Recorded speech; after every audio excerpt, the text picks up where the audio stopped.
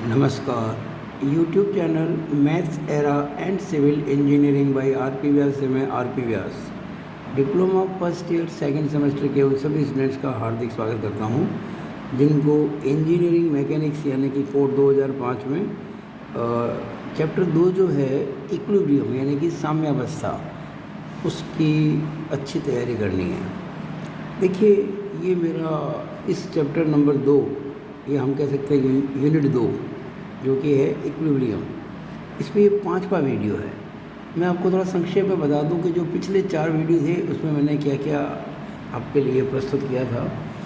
सबसे पहले मैंने जो वीडियो बनाया था इस चैप्टर पर वो था 17 मार्च को, और उसमें मैंने आपको समझाया था कि साम्यावस्था और साम्यकारी बल क्या होते हैं, व्हाट इज़ इक्विलिब्रियम एंड इक्विलिब्रेंट। और इसके बाद जो मैंने आपको उसमें समझाया था वीडियो नंबर 2 के अंदर, जो कि 22 मार्च को था, कि लामी की प्रमेय क्या होती है, व्हाट इज़ लामीज़ थ्योरम, और इसको मैंने प्रूव भी किया था। लामीज़ थ्योरम को मैंने पूरा प्रूव भी किया था, और ये वीडियो नंबर 2 था 22 मार्च का। इसके बाद जो वीडियो नंबर 3 मैंने आपके लिए बनाया था वो था 17 अप्रैल को, और उसमें मैंने आपको 4 बातों पर ख़ास बातें बताई थी। देखिएगा, ये आपके सामने हैं चारों बातें। संगामी बलों की साम्यावस्था, आघूर्ण असंगामी बलों की साम्यावस्था, और धरणों में आधार प्रतिक्रिया है, यानी कि जो बीम्स होती है ना उसमें सपोर्ट रिएक्शंस के बारे में बताया था।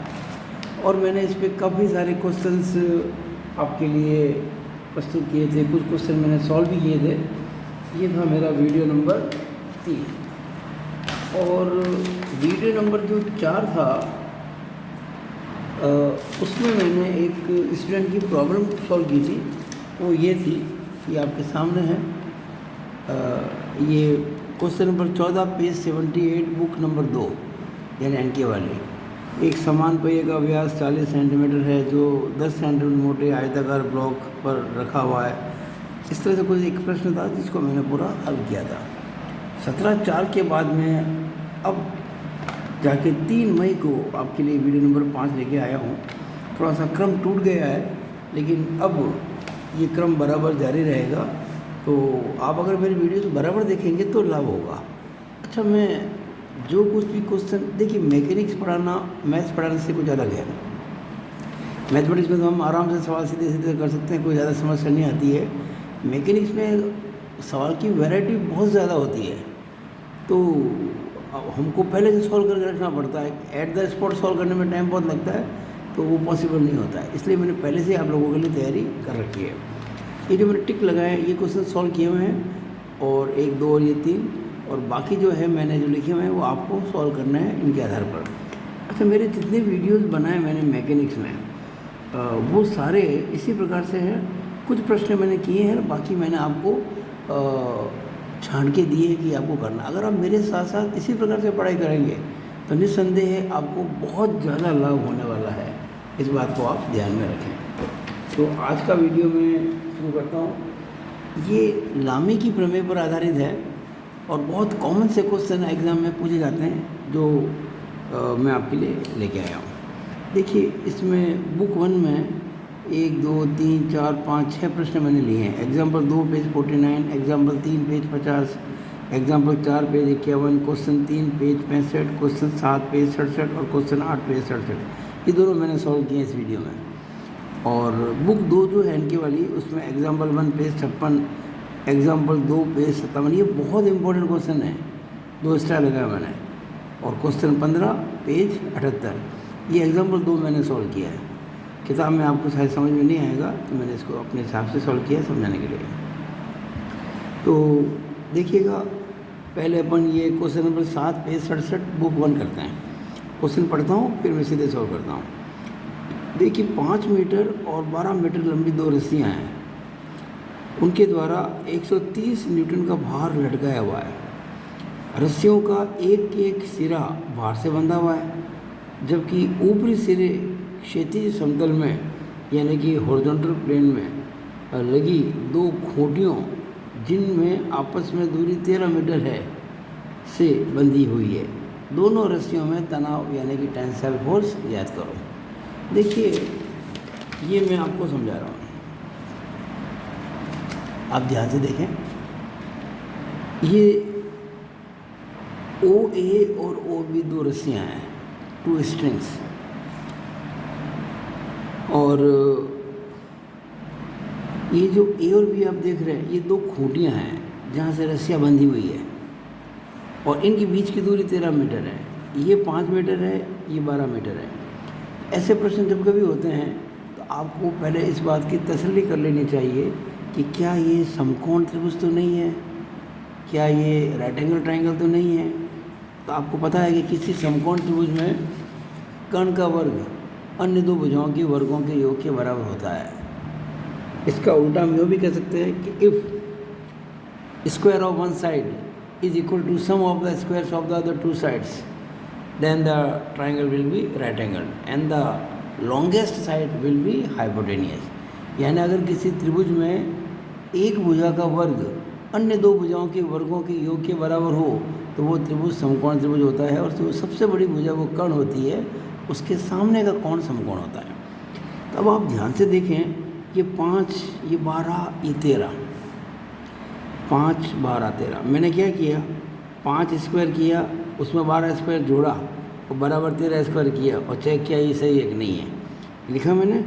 और 25 और 169 आता है, इसका स्क्वायर भी 169 होता है, जो कि सही है।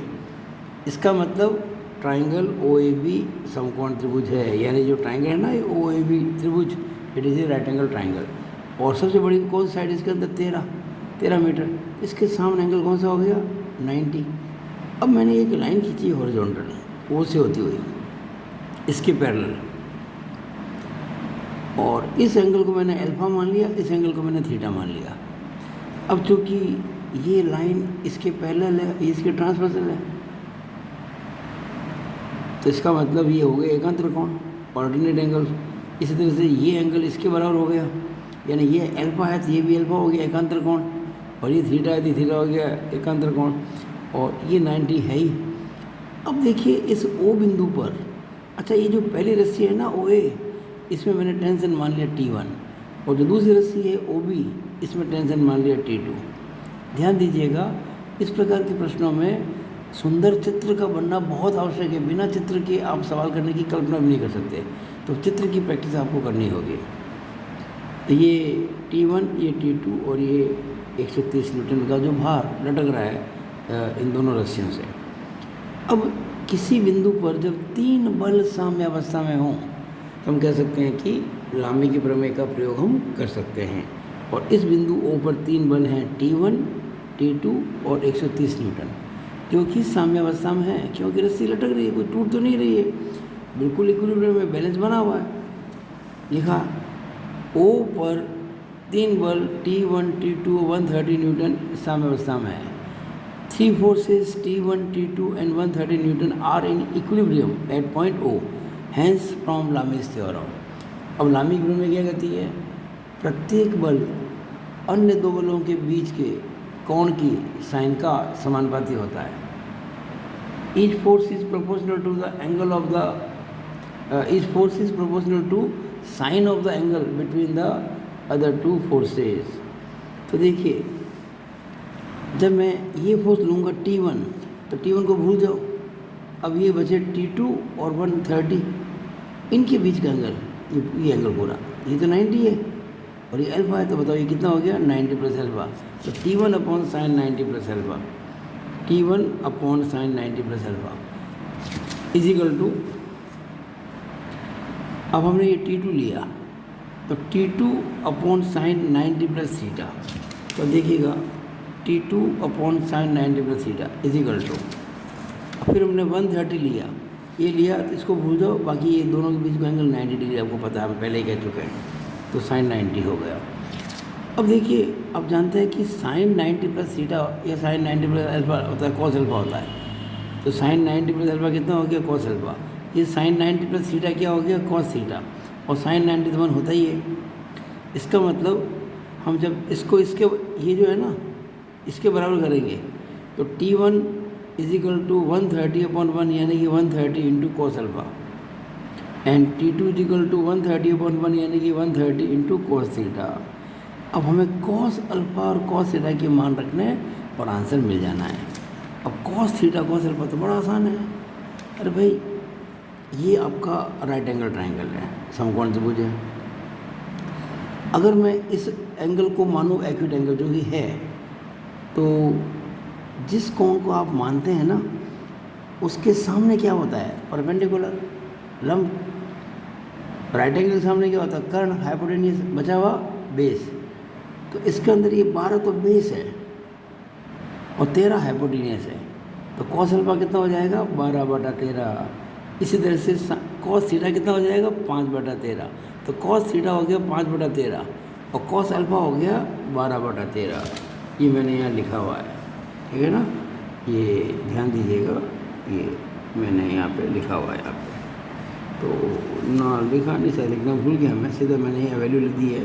तो एक बार यहाँ लिख देते साइड के अंदर, cos alpha is equal to 12/13 and cos theta is equal to 5/13। और ये वैल्यूज हमने यहाँ पुट कर दी, कॉस अल्फा की 12/13 और कॉस थीटा की 5/13। तो 130 से 13 भाग लग के 10 इंटू 12 120 और ये 10 इंटू 5 50। तो हम कह सकते हैं कि ये जो दो रस्सियाँ हैं, ये जो दो स्ट्रिंग्स हैं, इनमें जो टेंसाइल फोर्स है, जो तनाव बल है, वो कितना है? 120 न्यूटन और 50 न्यूटन। तो मुझे आशा है आपको ये पूरा समझ में आया होगा। आप वीडियो को लाइक और शेयर करना ना भूलें और मेरे यूट्यूब चैनल को सब्सक्राइब करना तो बिल्कुल भी ना भूलें अगर नहीं किया है तो। अब देखिए अगला क्वेश्चन, ये मैंने ले लिया अलग मानते हो, लेकिन अलग नहीं है, बिल्कुल अभी जो करा है बिल्कुल वैसा ही है। तो आप ये प्रैक्टिस के लिए एक और कर देते हैं। ये क्वेश्चन नंबर 8 है, पेज 67 बुक 1।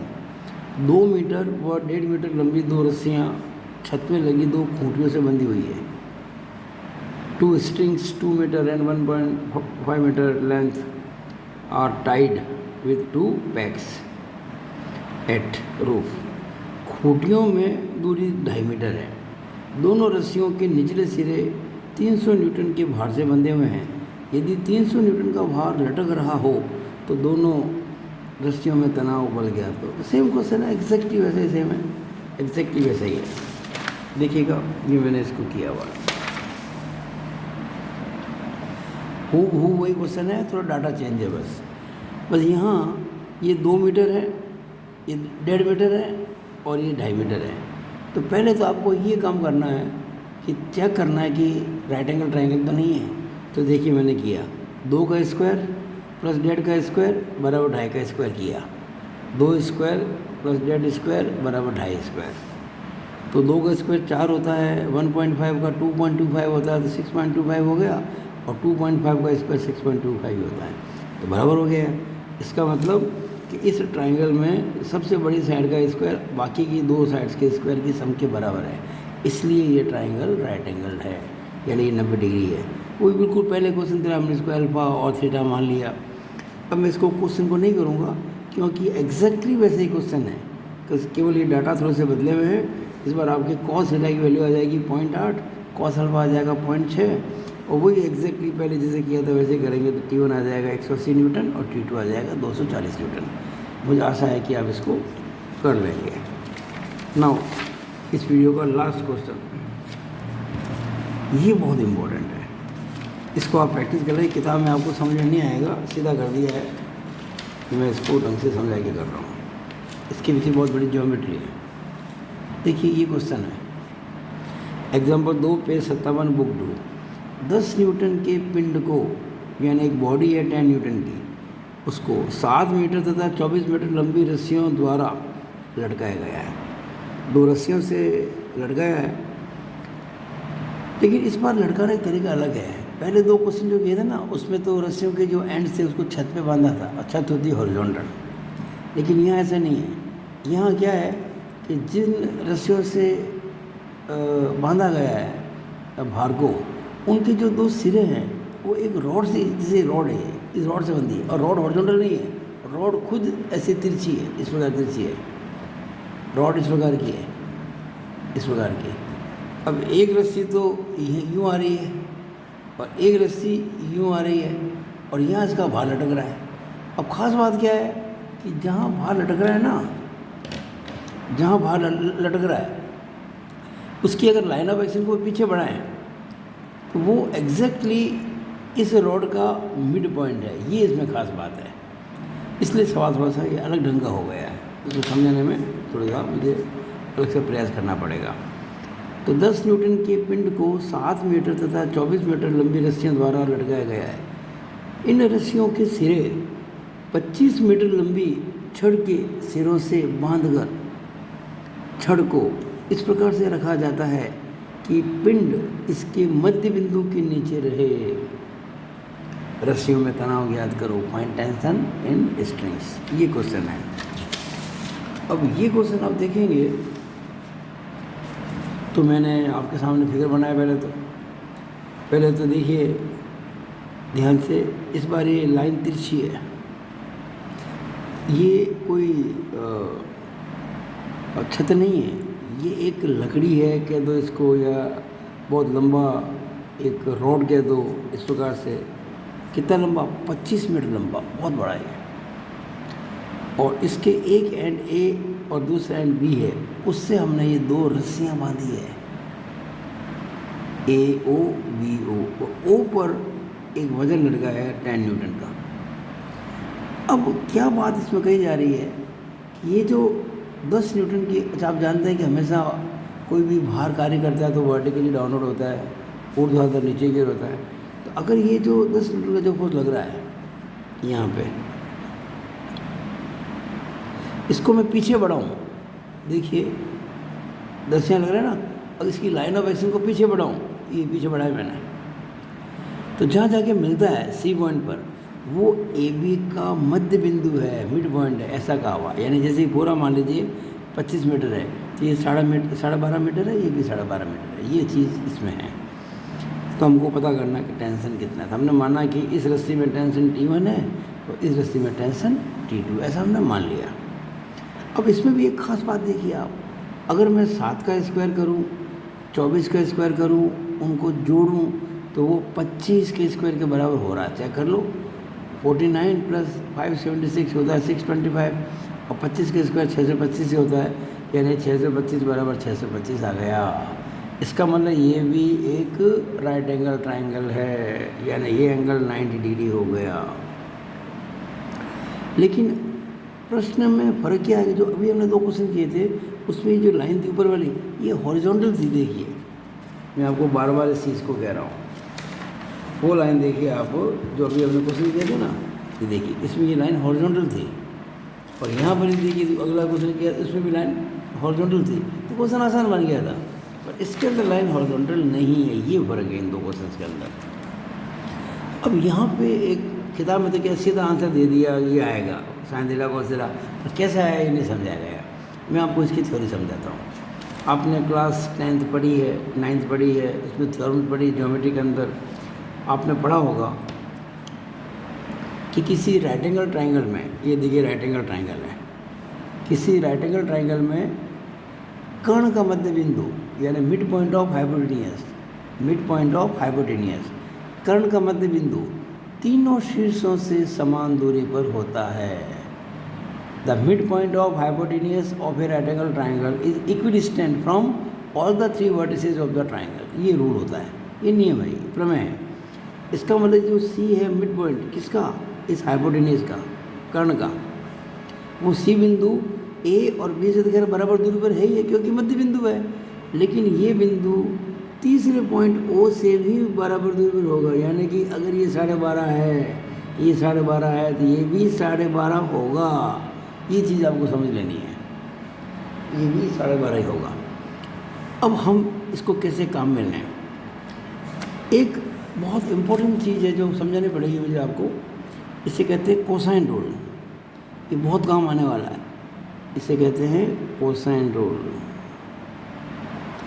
किसी भी ट्रायंगल के लिए, ये ट्रायंगल ABC है, आपको पता है कि कोण ए के सामने की भुजा को स्मॉल ए कहते हैं, एंगल बी के सामने की भुजा को स्मॉल बी कहते हैं, एंगल सी के सामने की साइड को स्मॉल सी कहते हैं। तो कॉस ए, देखिए ये जो एंगल बना है, ये वाला एंगल, इस एंगल को कौन से दो साइड मिलकर बनाती हैं? बी और सी, सॉरी ए और बी, सॉरी बी और सी है, ये सी है, ये सी ही है, तो बी और सी। तो कॉस ए कैसे निकलेगा? इन दोनों साइड का स्क्वायर कर लो, बी स्क्वायर प्लस सी स्क्वायर, उसमें से इसका स्क्वायर घटा दो, माइनस ए स्क्वायर। फिर जिन दो साइड के स्क्वायर करके ऐड किया उनको गुणा करके ट्वाइस कर दो, बस बी स्क्वायर प्लस सी स्क्वायर माइनस ए स्क्वायर अपॉन 2bc। जैसे मान लो आपको कॉस बी निकालना, मान लीजिए, तो इस एंगल को कौन सी साइड बनाती है? सी और ए, तो C square plus A square minus B square upon 2ca। अगर आपको कॉस सी निकालना है तो इस एंगल को कौन सी साइड बनाती है? ए और बी, तो A square plus B square minus C square upon 2ab। ये कोसाइन रूल है। तो इस कोसाइन रूल की सहायता से मैं कुछ काम करने वाला हूँ, आप ध्यान से देखें। ये जो ट्राइंगल है आपके सामने OOBC, ये ट्राइंगल जो मैंने तो पूरा लाइनिंग कर रखा है, मैं इसमें कोसाइन रूल लगा रहा हूँ। ये एंगल क्या है? थीटा। देखिए जिस एंगल की कॉस लगा रहे, जैसे मैंने कॉस ए किया, इस एंगल को जो दो साइड बनाती है बी और सी, उनके स्क्वायर करके ऐड करना है। ये जो एंगल थीटा है, इसको कौन से दो साइड मिलकर बना रही हैं? एक तो ये और एक ये, तो 12.5 का स्क्वायर प्लस 24 का स्क्वायर। देखिए 12.5 का स्क्वायर प्लस 24 का स्क्वायर। फिर क्या करते हैं अपन? बी स्क्वायर प्लस सी स्क्वायर माइनस ए स्क्वायर। अब तीसरी साइड कौन सी बची है? देखो 12.5 और 24, अब कौन सी बची है? 12.5 तीसरी। भाई इस ट्राइंगल के अंदर 12.5, 24 और 12.5 है, तीसरी का स्क्वायर घटा दिया, माइनस 12.5 का स्क्वायर अपॉन 2bc, तो 2 इंटू 12.5 इंटू 24। अब 12.5 के स्क्वायर से 12.5 के स्क्वायर कट गया, तो 24 को स्क्वायर को मैंने 24 इंटू 24 लिख दिया, और ये 2 इंटू 12.5 इंटू 24 है, 24 कट गया, तो 24 बटा ये 25 हो गया। इसकी वैल्यू कॉस थीटा की। देखिए साइन थीटा का फॉर्मूला क्या होता है? √1 माइनस कॉस स्क्वायर थीटा। तो √1 माइनस 24/25 का होल स्क्वायर सॉल्व करेंगे तो आ जाएगा 7/25। अब आपको साइन थीटा भी मिल गया और कॉस थीटा भी मिल गया। अब देखिए एक बात और, ये एंगल 90 है, ये एंगल थीटा है, ये कितना हो जाएगा? 90 माइनस थीटा। हमें लामी की प्रमेय लगानी, लामी थ्योरम को अप्लाई करना है, तो हमें पता होना चाहिए कि एंगल्स क्या क्या हैं। तो देखिए मैं लिखा यहाँ पे, ओ पर T1, T2 और 10 न्यूटन साम्यावस्था में है, यानी कि T1, T2 and 10 newton 3 forces are in equilibrium at O। अतः लामी प्रमेय से, हेल्स फ्रॉम लामी थ्योरम। देखिए T1, ये T1 लिया, इसको छुपा दिया, तो ये एंगल चाहिए हमको। अब देखिए ये थीटा है कि नहीं है? ये थीटा, ओके, ये स्ट्रेट लाइन है, ये कितना हो जाएगा? 180 माइनस थीटा। वैसे भी अगर हम करें ये थीटा है तो ये हो जाएगा 90 माइनस थीटा, और ये 90 है तो 90 minus theta plus 90 180 minus theta ही होता है। तो T1 upon sine 180 minus theta, T1 upon sine 180 minus theta is equal to T2 upon, देखिए T2 ये लिया, जब ये लिया मैंने T2, इसको भूल जाओ। अब हमको ये एंगल चाहिए, ये वाला एंगल चाहिए। अब देखो ये थीटा है, ये 90 माइनस थीटा है, ये वापस थीटा भाग नहीं हुआ क्योंकि ये तो 90 है। अगर ये 90 माइनस थीटा है तो थीटा ही होगा ना ये, और ये वापस से 90 है, तो ये हो गया 90 प्लस थीटा। कितना हो गया? 90 प्लस थीटा। तो T2 upon sine 90 plus theta is equal to 10 upon sine 90, ये 10 अपॉन साइन 90। अब T1 अपॉन, और साइन 180 माइनस थीटा होता है sine theta, sine 90 plus theta होता है कोस थीटा, और साइन 91 होता है तो 10 अपॉन 1। आगे चलते हैं, T1 अपॉन साइन थीटा मैंने अभी निकाला था आपके सामने, ये रहा 7/25, तो T1 बटा 7/25 बराबर T2 बटा कॉस थीटा निकाला था मैंने 24/25 बराबर 10। अब T1 कैसे निकालेंगे? उधर क्रॉस मल्टीप्लाई एक बार जैसे है ना, इसको इसके बराबर करेंगे, तो T1 is equal to 10 into 7/25 and T2 is equal to 10 into 24/25। अब 7 इंटू 10 70/25 करेंगे तो 2.8 आएगा, और 240 में भाग लगाएंगे 25 का तो 9.6 आएगा। तो T1 आ गया 2.8 न्यूटन और T2 आ गया 9.6 न्यूटन। तो मुझे पूरी आशा है कि आपको ये सभी क्वेश्चन समझ में आए होंगे। और ये जो मैंने आप लोगों के लिए ये इतना प्रैक्टिस के लिए क्वेश्चन दिए हैं, अगर आप मैंने ये जो अभी क्वेश्चन कराए हैं, 2-3 क्वेश्चन करवाए हैं, ये आपको समझ में अगर आ गए हैं तो सारे एग्जाम्पल क्वेश्चन आप कर सकते हैं और करना चाहिए, ताकि आपकी प्रैक्टिस हो और आगे आपको लाभ हो। और नहीं आवे क्वेश्चन तो मुझे आप किसी माध्यम से पूछ सकते हैं, अपने ग्रुप के जो एडमिन है उसकी हेल्प से मेरे तक मैसेज आप पहुंचा सकते हैं। तो मुझे आशा है कि आपको ये समझ में आया होगा। आप इसको लाइक करें, मैक्सिमम बच्चों के साथ में शेयर करें और मेरे चैनल को सब्सक्राइब करना बिल्कुल ना भूलें। It is all over about this video. Thank you.